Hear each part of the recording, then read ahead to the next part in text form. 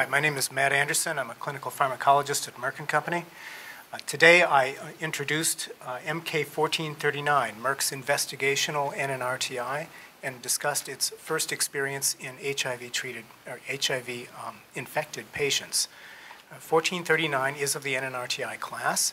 It was investigated in a single-site study in Berlin, Germany at Charité. This study was small. It enrolled 18 subjects, all of which are ART-naive, treatment-naive patients who were enrolled into 3 different options: placebo, 25 milligrams, or 200 milligrams of MK-1439. Both of the dosing groups had embedded placebos with them so that they were randomized in this regard.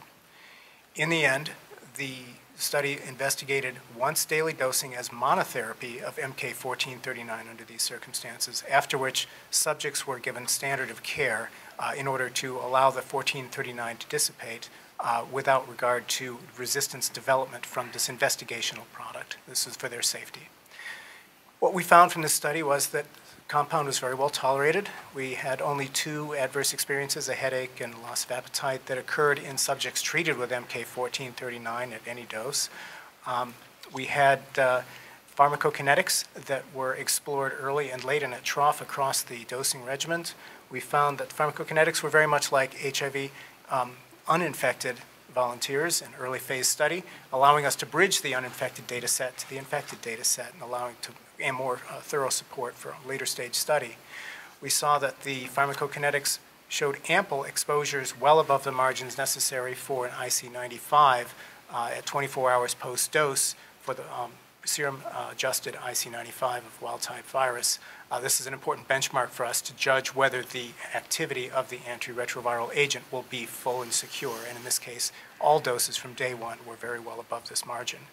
We found that the viral load was reduced in time, the kinetics of that viral reduction, and the rate or extent to which that viral load reduction was maintained was the same with both doses as was expected, given that the pharmacokinetics were so good.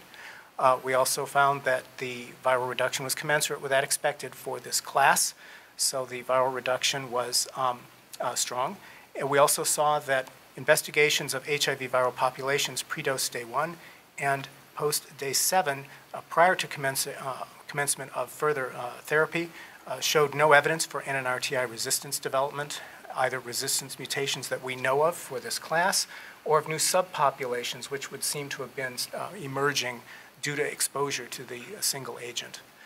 In conclusion, then, we had a study which explored a dose range which is commensurate with the then planned but now enrolling and executing phase 2b study for this compound to bracket the range of that experience, and supporting the notion that all those subjects will get thorough coverage with this drug, that it will be safe, that the pharmacokinetics will be as we anticipate from our populations that are not infected, and that we can bridge all that experience together for hopefully a successful evaluation of this compound moving forward to see just how effective it will be.